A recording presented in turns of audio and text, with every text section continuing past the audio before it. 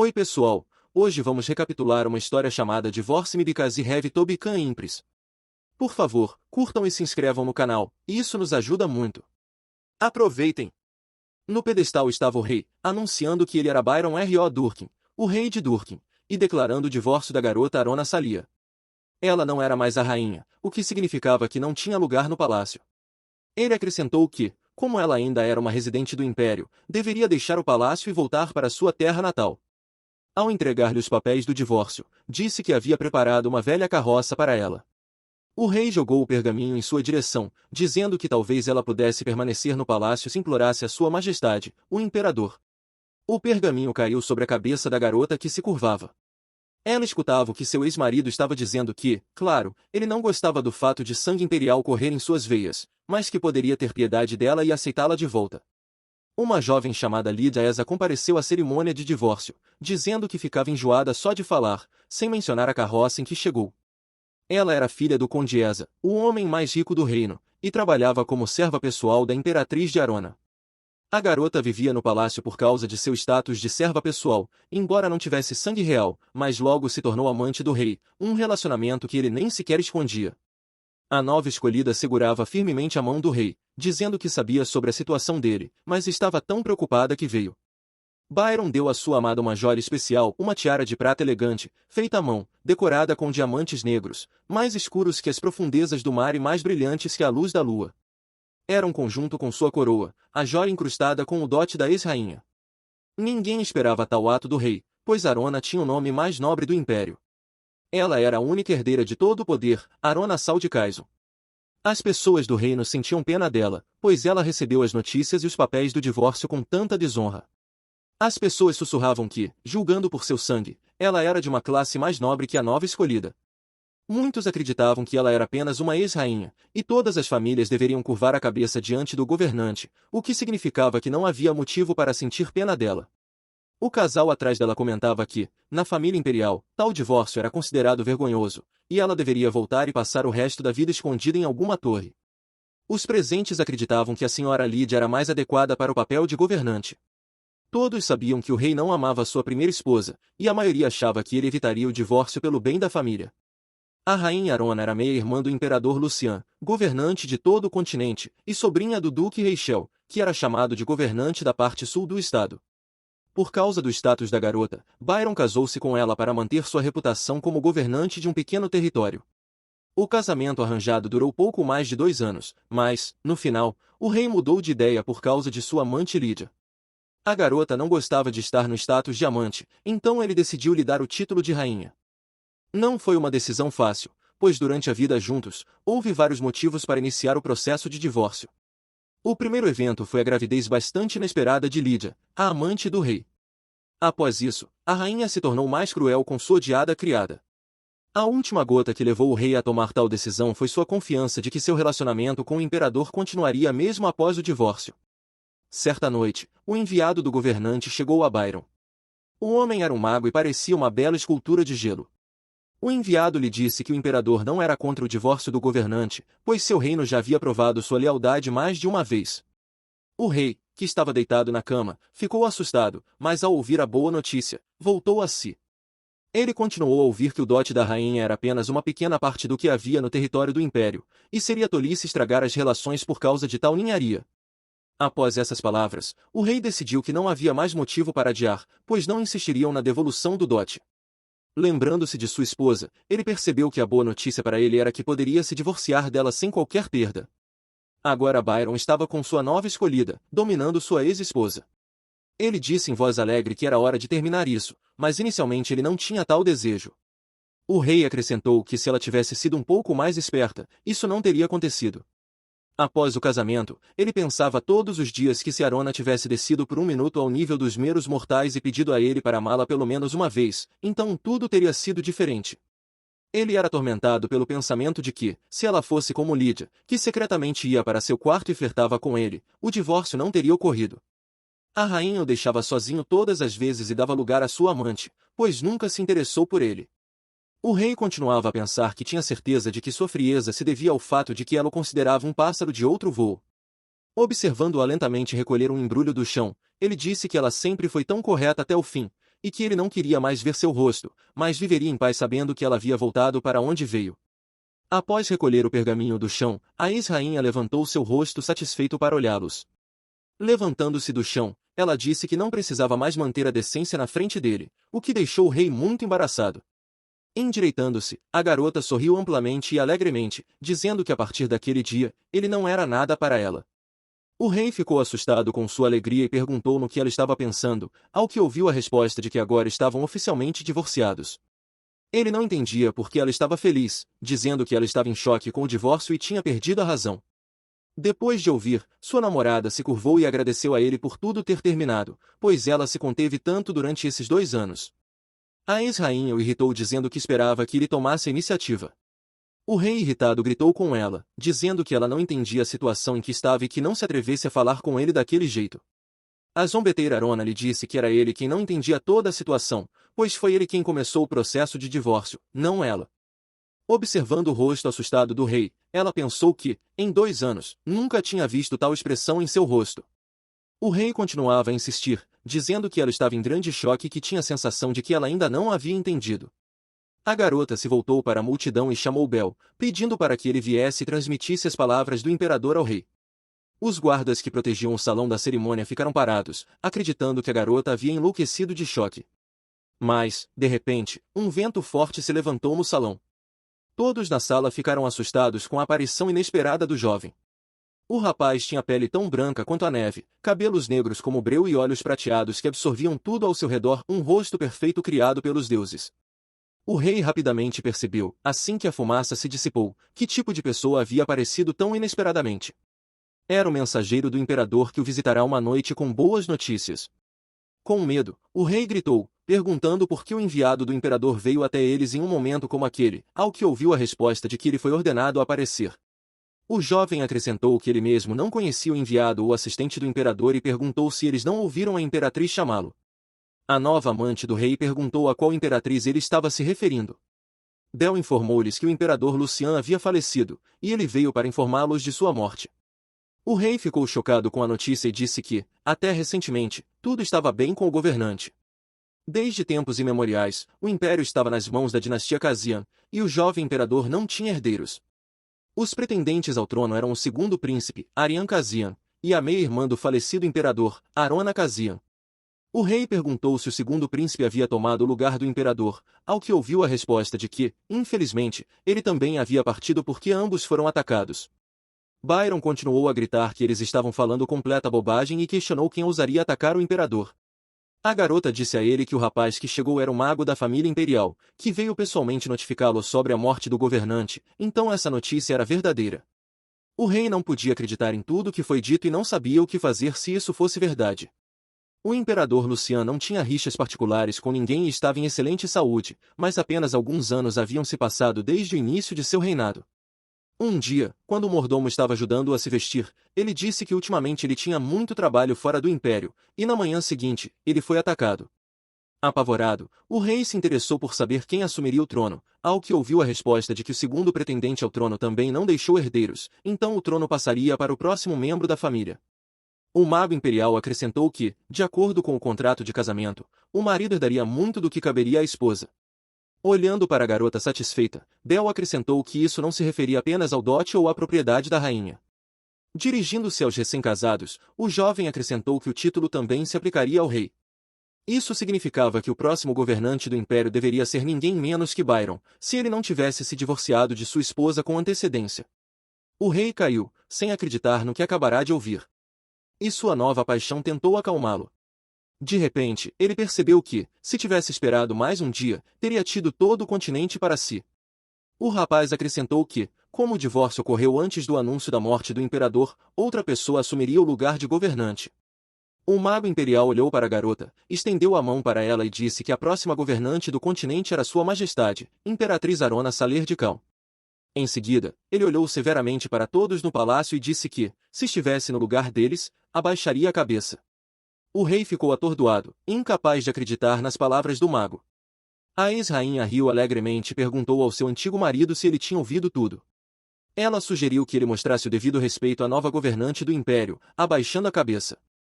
Levantando-se dos joelhos, Byron ainda negava o que estava acontecendo, dizendo que isso simplesmente não poderia acontecer. O rei de repente correu em direção a ela, gritando que ela não podia ser uma imperatriz, já que, até recentemente, ela era apenas a rainha de Deon. A ex-esposa sorriu para ele, informando-o que, de acordo com a mensagem do falecido imperador, ela se tornará a nova governante do continente e ordenou que ele não fingisse que não tinha ouvido nada. O rei ficou paralisado, seu corpo não obedecia, e sua nova paixão tentava de todas as maneiras possíveis acalmá-lo.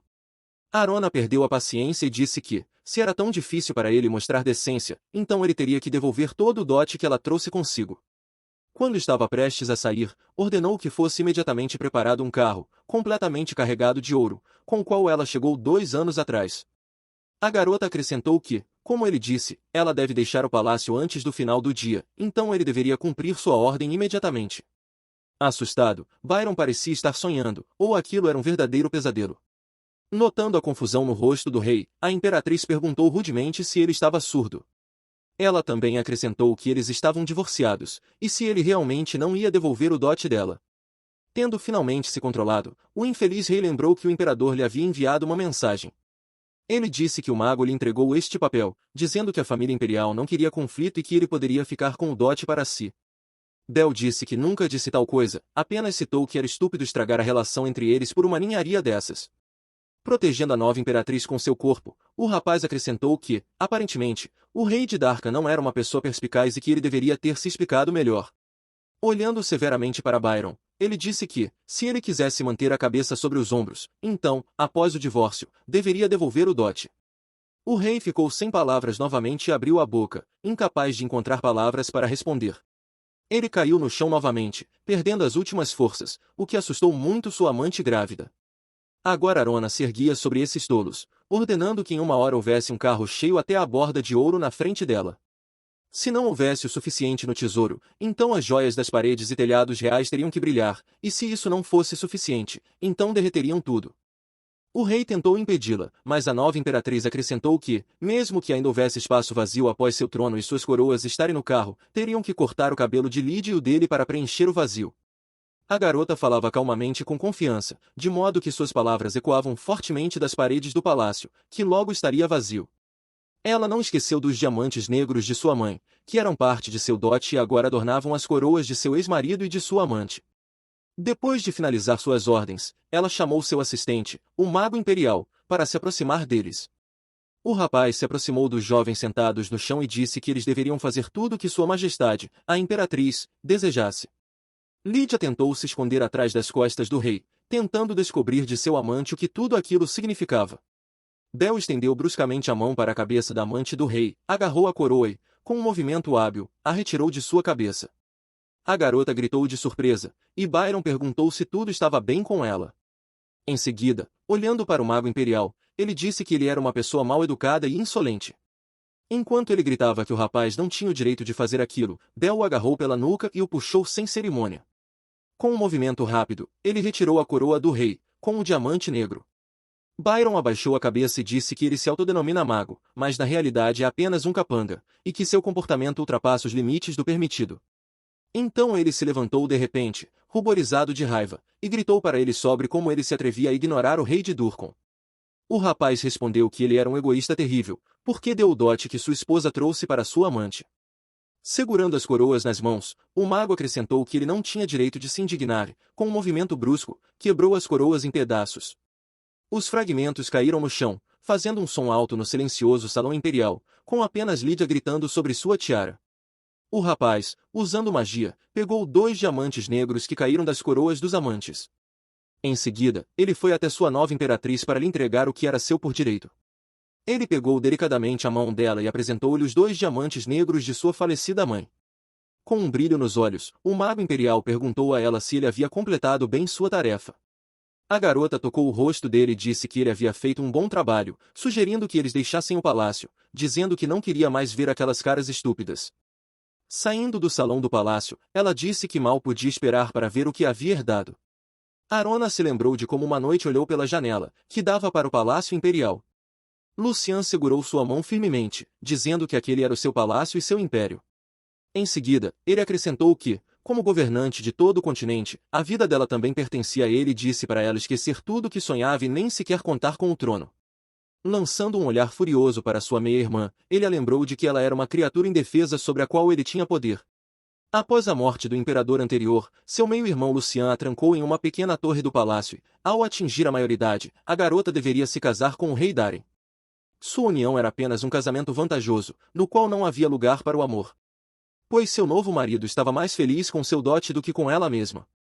O mais importante era que, graças ao noivado, ela conseguiu sair daquela pequena torre e ganhar ao menos algum tipo de liberdade. Então, ela fechou os olhos para as mudanças em Byron, pois lhe parecia que poderia suportar tal humilhação, vendo seu rosto apenas uma vez a cada poucos dias. No entanto, seu marido encontrou uma amante a qual jurou amor eterno e pediu que ela sempre olhasse apenas para ele. O povo do reino estava feliz em ver como o rei e sua amante combinavam bem um com o outro nesse mundo encantador. A única que parecia sobressalente era a rainha Arona, que parecia deslocada em todos os lugares. Segurando os copos na mão, ela ouviu a voz zombeteira de Lida dizendo que o rei havia mandado a rainha esperar e segurar os copos deles. Apegando-se a ele, a amante disse que ele havia prometido primeiro dança para ela.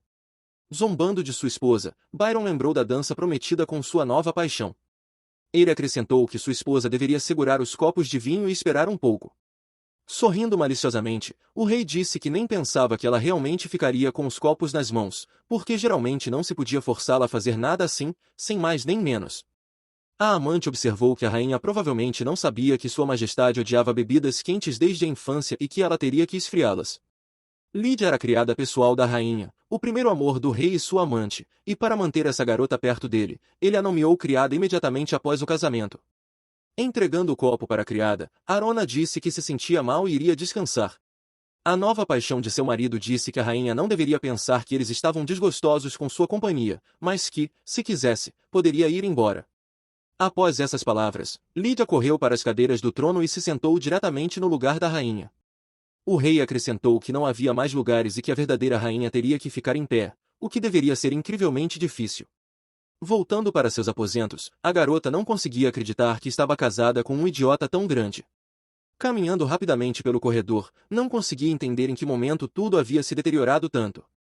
Arona começou a lembrar de como, na noite de núpcias, o rei foi embora em busca da companhia de Lídia. No dia seguinte, ele inventou histórias sobre a noite de casamento, dizendo que não via nada de especial em sua esposa. Sorrindo com presunção, ele contou aos guardas que, na sua opinião, ela era a pior de todas.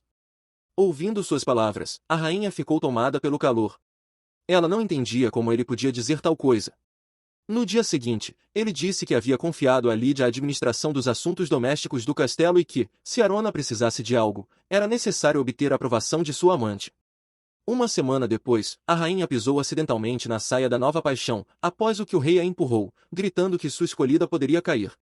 Ao chegar ao quarto, a garota tentou se livrar das lembranças, percebendo que ele era um tolo desde o início e continuaria a ser até o fim de seus dias. Mas ela estava pronta para suportar todas as zombarias e insultos apenas para não voltar àquela pequena torre. Seu meio-irmão a odiava desde o nascimento porque sua mãe era a Imperatriz Annabelle. Por um tempo, ela viveu no Ducado de Reichel.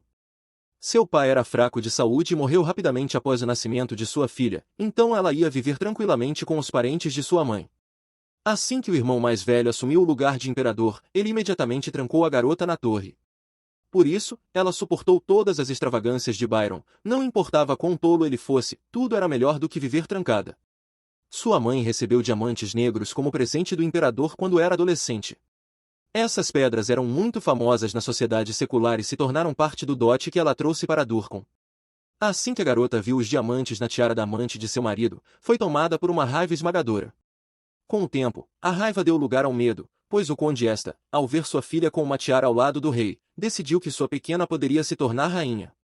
Começaram a ser feitos atentados contra a vida de Arona, havia frequentemente veneno na comida, e assassinos atacavam de repente, entrando em seu quarto pela janela à noite. Ela realmente ficou assustada, e por isso não conseguia ficar tranquila em seu quarto, e com o tempo, esse castelo deixou de diferir de uma pequena torre. Respirando fundo, a rainha sabia que não podia mais aguentar, mas não sabia o que mais poderia fazer. Ao abrir a porta do seu quarto, a garota viu um leopardo branco como a neve deitado no carpete de seu quarto. Arona ficou em estado de choque, tentando entender o que o animal estava fazendo em seu quarto e se isso era uma tentativa contra sua vida.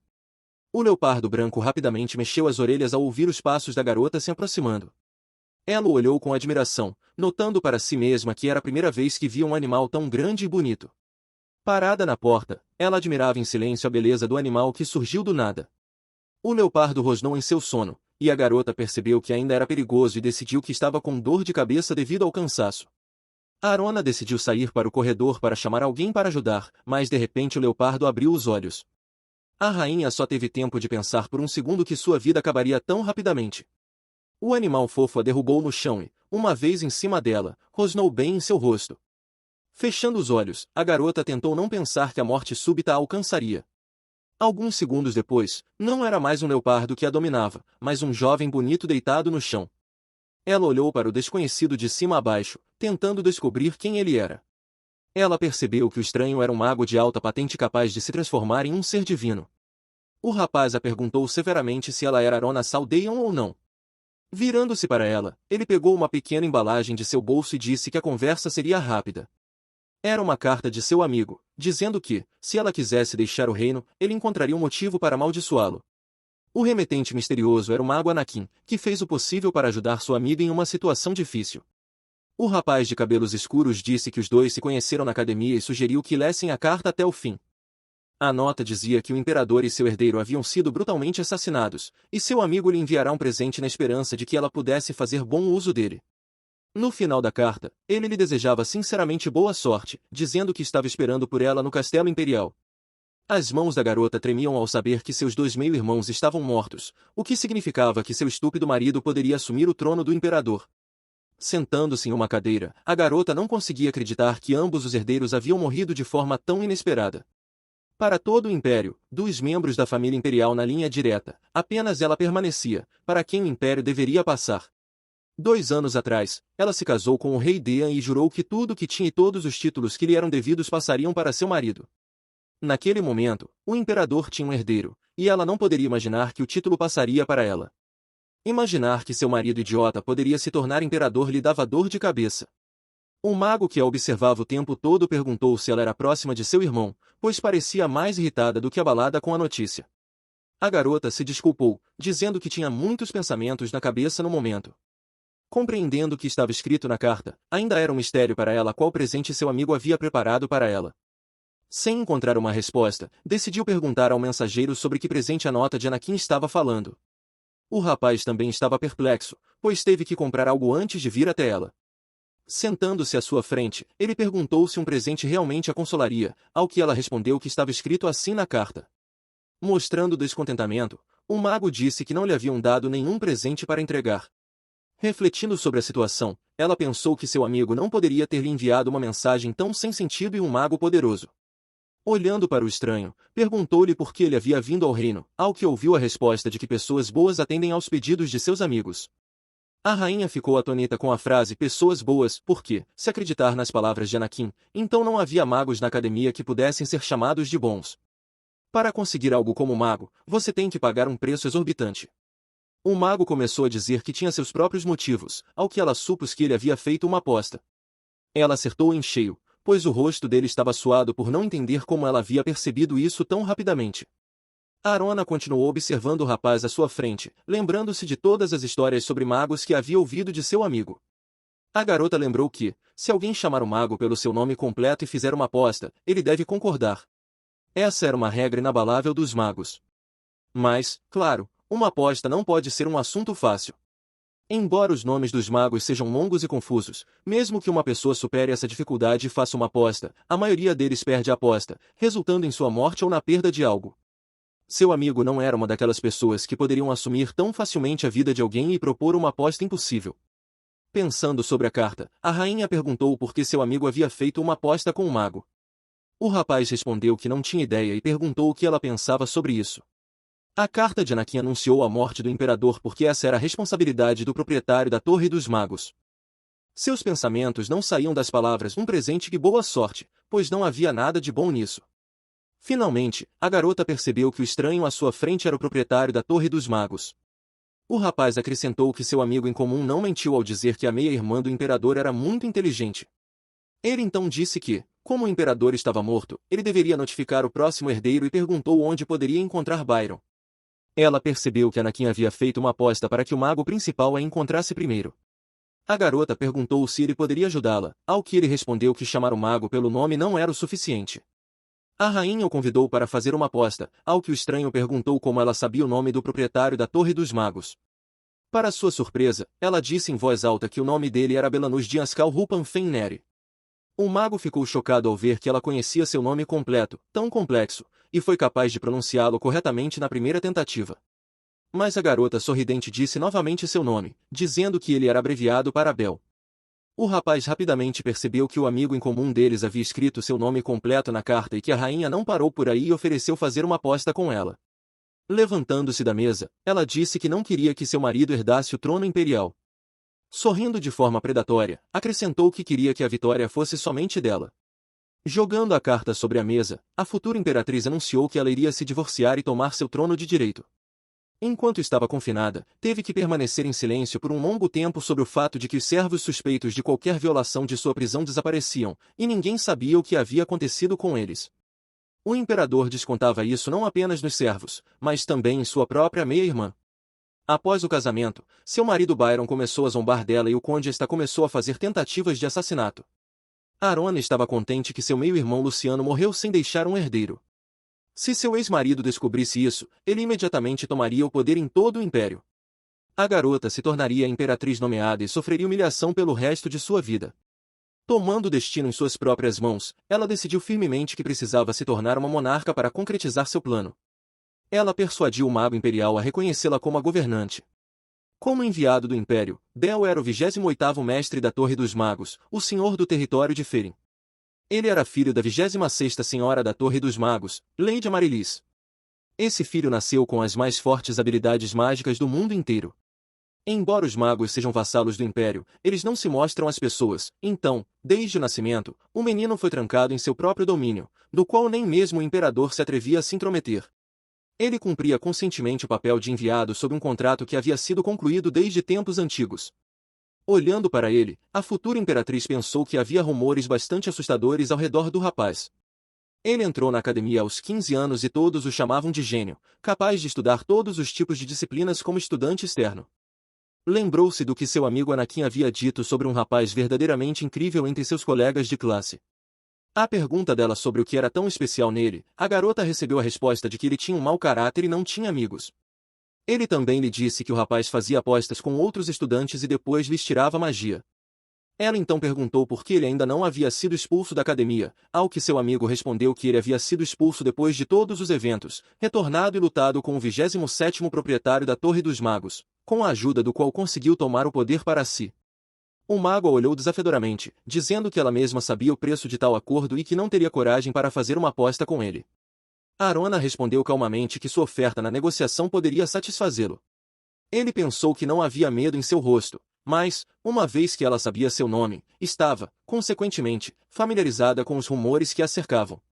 A rainha lhe disse que estava oferecendo sua alma em troca do fechamento do acordo. O rapaz perguntou se ela entendia como a alma é retirada de uma pessoa. A garota disse que o mago tira metade da vida de uma pessoa e cria uma pedra preciosa, mas a alma deve ser oferecida de livre e espontânea vontade. Cada pessoa contém um pequeno pedaço de magia, mas o maior poder é armazenado nas almas associadas ao nome da família imperial, e havia rumores de que os magos poderiam usá-las como uma fonte de magia. Belle lhe disse que, mesmo que ela concordasse em entregar sua alma, ainda assim não conseguiria se tornar imperadora. Todos os mensageiros que anunciam a morte de um imperador são atados por magia e não podem matar o próximo imperador, prejudicá-lo com magia ou mentir. Ele também acrescentou que, embora gostasse de sua oferta, não poderiam fazer uma aposta porque ele não se relaciona com aqueles que não podem pagar. Sorrindo de forma sarcástica, a rainha perguntou se ele tinha um tempo limitado para anunciar a morte do imperador. Apoiado em seu braço, o rapaz disse que já estava entediado com tudo e gostaria de resolver isso rapidamente. O mago imperial disse que, se o incidente fosse descoberto por outra fonte, sua preciosa reputação sofreria.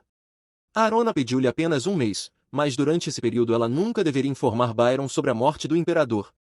Após perguntar o que ela pretendia, Belle recebeu a resposta de que ela planejava se divorciar dele durante esse tempo. A garota então acrescentou que, se ela se divorciasse do rei, poderia ganhar direitos ao trono, Caso contrário, ela poderia dar a ele metade de sua vida pela gema. A futura imperatriz disse que, se ganhasse, o mago imperial se tornaria seu enviado e teria que cumprir suas instruções. O rapaz, insatisfeito com essa opção, perguntou qual seria o sentido da aposta. Já que ela estava fazendo uma aposta com o próprio proprietário da torre, gostaria de receber algo em troca. Ela respondeu que seria o suficiente para ela que ninguém visse seu orgulho sendo quebrado. Para resumir, a rainha disse que, se eles fizessem uma aposta, ele teria que adiar o anúncio da morte do imperador. A garota também acrescentou calmamente que, se ele quisesse levar sua alma, deveria ajudá-la a sobreviver. Imaginando como zombaria cruelmente da amante de seu marido, ela permitiu que ele fizesse todo tipo de loucuras. O rapaz claramente gostou da proposta, pois uma faísca de interesse acendeu em seus olhos. Sentado à sua frente na mesa, Dele disse que conseguiu despertá-lo. A futura imperatriz estava satisfeita consigo mesma porque agora tinha a oportunidade de escapar do cativeiro no castelo. Certa vez, ela visitou um teatro onde se desenrolava uma batalha séria entre duas garotas no palco. A loira puxava o cabelo da ruiva, gritando que apenas ela poderia estar com o rei. Chorando de dor, a garota ruiva informou sua rival que estava grávida do rei. Naquele momento, o próprio rei entrou no palco e tentou afastar sua amante. Observando a apresentação, Arona pensou que o futuro do mundo da arte em Deon era bastante sombrio, pois haviam feito uma peça zombando dela. Byron e Lyd apreciavam a apresentação ao máximo, aplaudindo os atores no palco. Olhando para trás, ela viu o Conde Este e pensou que estava enfurecida com seu desejo de fazer de sua filha a única rainha. O proprietário do teatro, que apareceu no palco, disse que todas as coincidências com pessoas e eventos reais eram acidentais. Observando como todos no salão discutiam a peça, a garota lembrou que algum filho ilegítimo do Conde Este era responsável por todas as peças. O editor da peça encenada subiu ao palco, fez uma reverência ao público, e a rainha percebeu que era ele. O rei levantou-se de seu assento, aproximou-se do palco e pediu aos atores que se adiantassem. Agradeceu-lhes pelo trabalho e acrescentou que gostava do brilho em seus olhos. Olhando para trás, o rei esperava ver o rosto irritado de sua esposa ali, mas em vez disso, viu calma. Decidindo zombar dela, ele perguntou qual cena ela mais gostava. Byron então propôs uma ideia ainda mais absurda, que ela interpretasse o papel de sua esposa na peça. A pobre garota queria afundar na terra só para nunca mais vê-lo. Todos no salão assistiram enquanto o rei zombava de sua esposa. A garota decidiu que era inútil discutir e pediu ao ator, que também era o editor da peça, para ajudá-la. O rapaz, de bom grado, concordou em ajudá-la. Seu marido disse que ela não havia tomado a iniciativa há muito tempo. Ela se virou para o ator, cujo nome era Rick, e lhe pediu para se aproximar mais. Quando ele já estava muito perto, começou a se sentir muito constrangido, o que não escapou ao olhar da garota. Com um sorriso frio no rosto, a rainha lhe disse para se aproximar ainda mais e estendeu a mão para ele. Ela tocou sua mão no peito do jovem ator e começou a desempenhar seu papel, flertando com ele. Arona disse que ele era o principal galã de Durcon e que era assim que a pessoa que ela tinha imaginado em seus sonhos por tanto tempo se parecia. Confuso, Rick agradeceu com uma voz trêmula e tentou recuar um pouco. Todas as damas no salão começaram a sussurrar entre si e assistiam à rainha com medo. Até mesmo a amante do rei olhava com medo nos olhos enquanto sua rival se apresentava na peça. O rei ficou indignado com as palavras dela de que o ator parecia uma verdadeira nobreza e que todos os presentes deveriam inclinar a cabeça diante dele. Após uma longa pausa, a rainha pisou no pé de Rick, lembrando de que era sua vez. Ele lhe disse que a cor púrpura pertence apenas aos reis, e ninguém é mais digno do que aquele que está casado com uma coroa. Depois disso, a garota retirou o anel com a pedra púrpura e colocou-o no ator, dizendo que ele ficava muito melhor nele do que em qualquer outra pessoa na plateia. Olhando para ele com alegria, Arona informou que ele poderia considerar isso um sinal de simpatia. Ela então disse misteriosamente que no teatro seu nome era Arena, pediu desculpas pelo deslize e se curvou para todos os presentes, anunciando o fim da peça. Todos os convidados do teatro decidiram que a rainha havia enlouquecido, e o rei olhou para sua esposa com raiva. A garota disse ao ator que o anel de safira era um presente para ele e agradeceu pela maravilhosa performance. Olhando para o presente, Rick estremeceu, pois a cor púrpura era a cor que simbolizava a família real, e ninguém, exceto a dinastia reinante, ousava usá-la. Sussurros silenciosos se espalharam pelo salão, com as pessoas dizendo que a rainha havia enlouquecido e decidido que o ator era seu amante. Ouvindo as palavras que todos ao seu redor diziam, o rapaz pediu que ela pegasse o anel de volta. Lydia tentou intervir, dizendo que o ator não havia colocado essa joia por vontade própria. Arrancando sua mão das mãos da amante, Byron disse que não queria ouvir nada, apontando o dedo para Rick.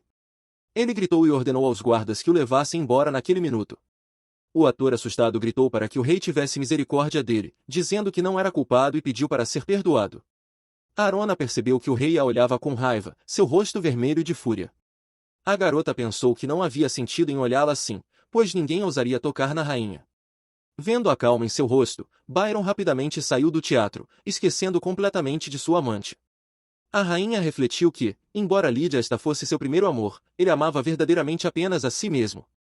Observando o rei afastar sua nova paixão, a garota percebeu que ele não suportava zombarias de outros. Ela concluiu que, se apenas seus sentimentos eram importantes para ele, como ele poderia ser um governante?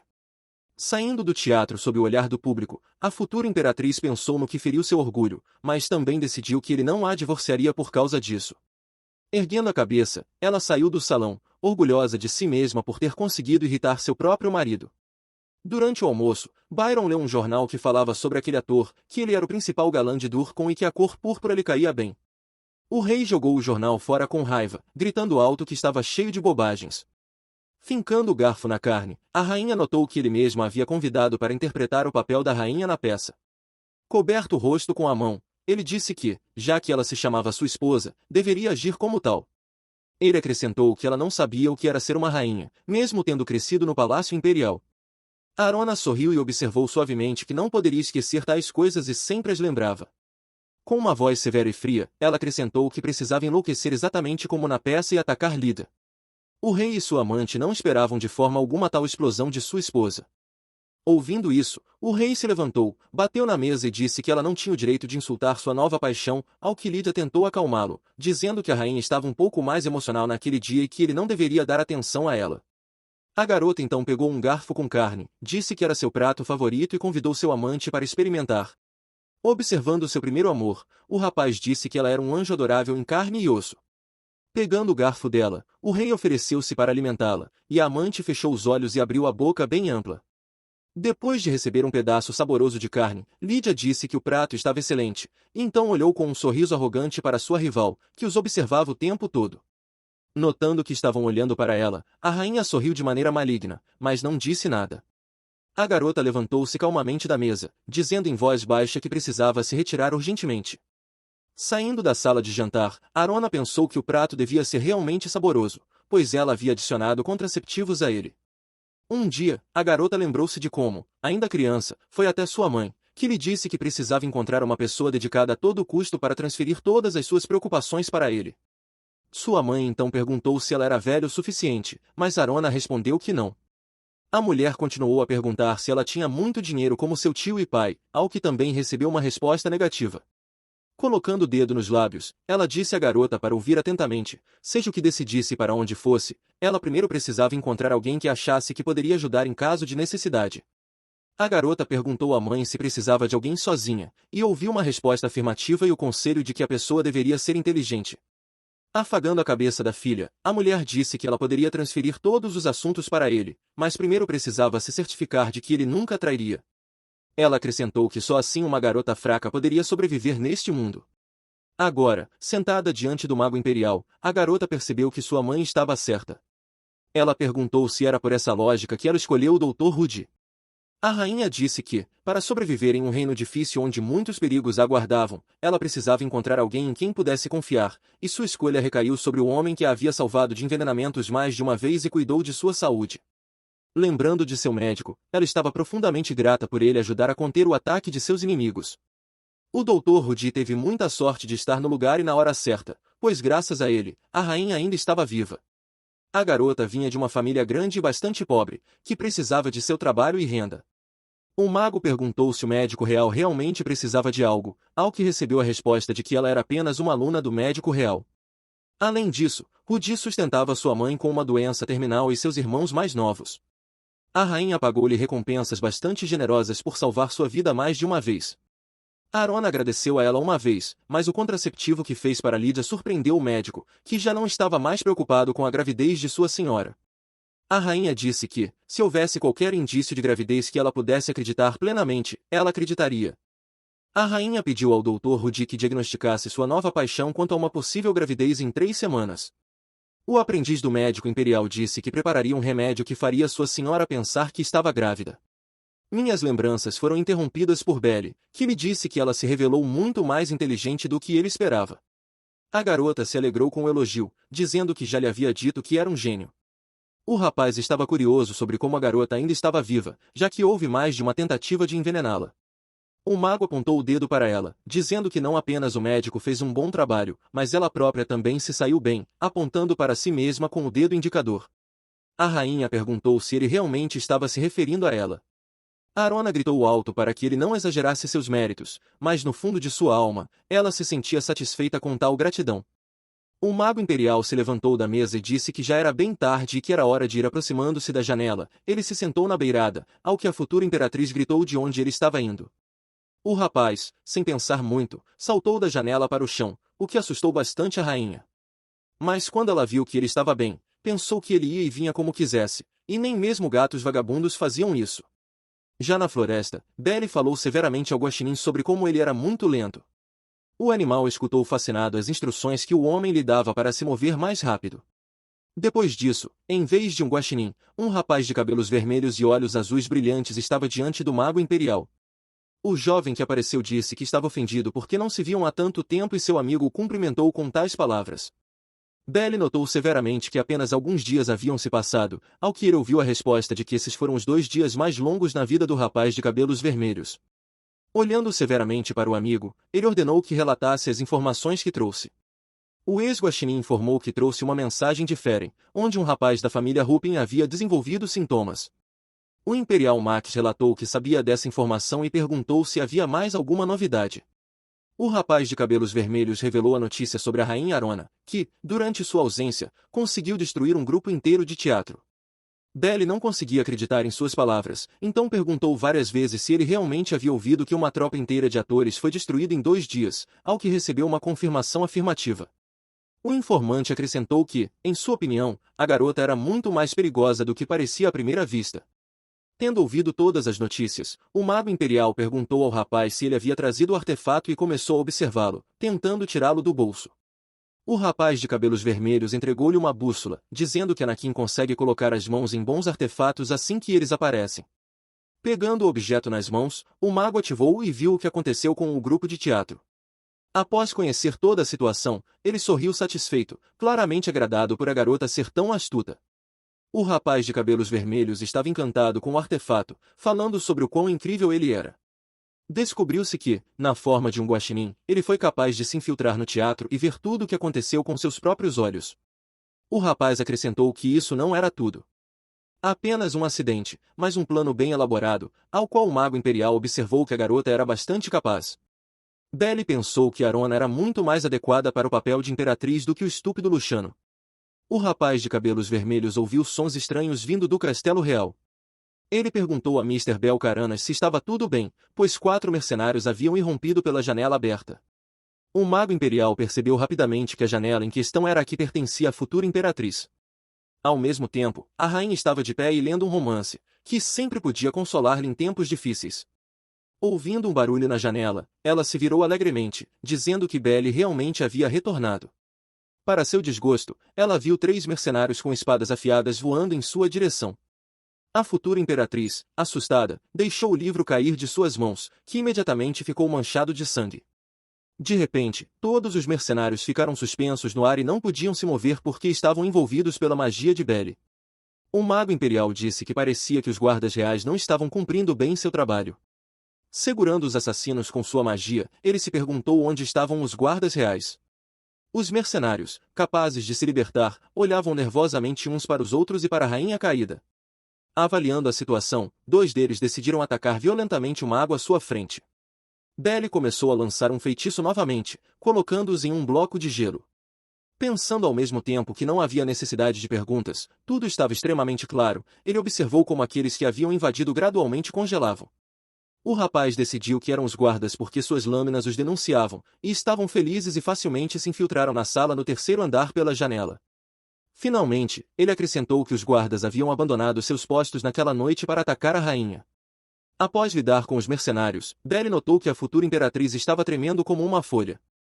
Ele se aproximou dela, perguntando se ela estava ferida, e pensou consigo mesmo que tipo de rainha ela era. Pegando sua mão, o rapaz ouviu que Dr. Rudy a ajudaria, mas ele ordenou que ela não se movesse e a curou com magia de cura.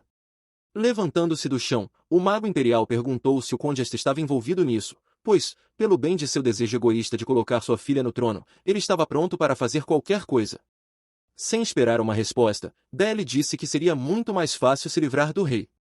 Ele se inclinou para ela e acrescentou que se ela matasse o rei da mesma forma que seus 2 meio-irmãos, tudo se resolveria muito mais facilmente. O rapaz perguntou se ela realmente não queria, dizendo que não poderia sujar as mãos, ao que recebeu uma resposta negativa.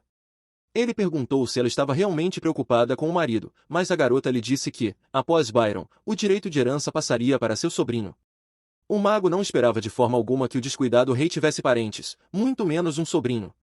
A rainha lhe disse que se o rei falecesse antes de se divorciarem, ela teria que ficar com a esposa do rei falecido pelo resto de sua vida. Ela achou engraçado imaginar um garoto que tinha o mau hábito de fazer birras se tornando imperador. O mago imperial ofereceu-se para livrar o mundo do nojento menino de 10 anos, após o que a garota cobriu sua boca com a mão e ordenou em voz alta que ele não tocar no Byron de Dr. Rudy ou em seu sobrinho sem a permissão dela. Removendo a mão, a rainha acrescentou que, se ele desobedecesse, consideraria isso uma violação do acordo e ele definitivamente não veria sua alma. O rapaz não gostou muito das condições dela. Ele declarou em voz alta que havia feito uma aposta com ela. Percebendo que não havia sentido em competir com Arona, ele concordou com ela, mas ofereceu uma condição. Tirando um colar do bolso, Délio entregou a ela. A garota notou que havia um olho de gato inserido no colar. Ela perguntou por que ele estava dando tal item. Ele respondeu que era um artefato emparelhado contendo magia, enquanto uma parte está com um deles, a outra pode ver e sentir tudo o que acontece com a primeira. Então o mago imperial colocou o pendente na futura imperatriz, ordenando que ela não o retirasse sob nenhuma circunstância. Pegando a mão do olho de gato, ela agradeceu timidamente por um presente tão estranho. Houve um barulho atrás da porta e, depois de um tempo, ouviram os guardas correndo para o quarto. Levantando-se do chão, Dele percebeu que eles haviam recobrado a consciência após um bom tempo. Temendo que o rapaz pudesse ser visto, ela lhe disse para se transformar em algo e se esconder. Um segundo depois, vários guardas invadiram o quarto da rainha, perguntando se estava tudo bem com sua majestade. A rainha olhou para os recém-chegados com frieza. Seu olhar os condenava com toda a sua alma. Os guardas claramente não esperavam que sua senhora fosse capaz de sobreviver a um ataque como aquele, mas tentando parecer calmos, disseram que encontraram vestígios de uma invasão em sua janela. Arona os fulminou com o olhar e disse com severidade que estava bem, mas, por algum motivo, parecia-lhe que eles eram totalmente incapazes de cumprir suas responsabilidades. De repente, todos ouviram um som estranho, e os guardas rapidamente começaram a desembainhar suas espadas. A rainha tentou impedi-los, gritando que eram apenas pássaros na varanda. Todos na sala se viraram para o som misterioso e ficaram agradavelmente surpresos com quem estava fazendo esses sons. Diante deles, no tapete, estava um pequeno filhote de gato fofinho, cuja cor era semelhante à de uma pantera das neves. Em outra parte do império, um castelo estava sendo capturado, no qual a garota Roxana participava. Seu noivo foi feito refém, assim, tentaram forçá-la a deixar a fortaleza sitiada. As exigências do cavaleiro eram simples: se ela não quisesse que matassem seu noivo, deveria considerar os termos do Tratado de Paz. A garota de cabelo vermelho observava friamente tudo o que acontecia ao seu redor. Ela puxou a corda do arco e mirou diretamente em seu noivo. O rapaz, que estava sendo mantido refém, pediu a ela que pensasse bem e o salvasse. A flecha que ela disparou voou diretamente para seu pescoço, fazendo com que seu noivo morresse imediatamente. Durante todo esse tempo, os cavaleiros que seguravam o rapaz decidiram que ela estava completamente louca. Se ela poderia matar seu amante com tanta facilidade, Roxana olhou severamente para todos e ordenou a seus cavaleiros que eliminassem todos naquele castelo.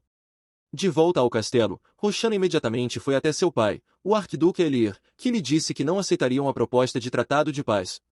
Sentando-se à sua frente, a garota respondeu que aqueles tolos não entendiam tudo e estendendo a mão para o vinho, Roxana levantou o copo até os lábios e pediu ao pai para encontrar um noivo melhor do que aquele idiota. A Elia garantiu-lhe que ela não tinha com que se preocupar e que ele faria tudo da melhor maneira possível. Ela então perguntou como tinha sido o ataque ao imperador Lucian e quando seu irmão assumiria o trono. Colocando o copo para baixo, seu pai disse que ele só queria conversar com ela sobre isso porque tudo tinha dado errado. Ele mencionou que o imbecil Aryan também havia falhado. Eles não contavam que ele seria tão estúpido a ponto de engolir comida envenenada. Roshan apertou ainda mais o copo, dizendo que isso simplesmente não podia acontecer. Seu pai respondeu que era exatamente assim. Levantando-se do sofá, ela gritou alto que haviam planejado tudo com cuidado e como ele se atrevia a morrer de forma tão ridícula. A Elia pediu-lhe que se calasse e disse que isso era apenas um pequeno mal-entendido e que só precisavam ajustar um pouco o plano. Porque um no trono seria substituído por outro, e não havia nada com o que se preocupar. Controlando-se, a filha percebeu que os direitos ao trono agora passariam para o rei de Diron. Seu pai concordou com ela, dizendo que a filha do imperador Aron havia renunciado a todos os privilégios há 2 anos, mas agora ela teria que se tornar imperatriz. Ele acrescentou que ela nunca poderia se comparar com sua filha, porque era apenas uma garota fraca e delicada.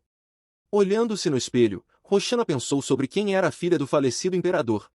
Ela não achava que ela fosse tão fraca. Aproximando-se de sua filha, Alia lhe disse para se lembrar de que ela era sua filha e que seu sangue corria nela. Olhando-a no espelho, ele disse que ela era a garota mais excelente de todo o continente digna de se tornar a futura imperatriz.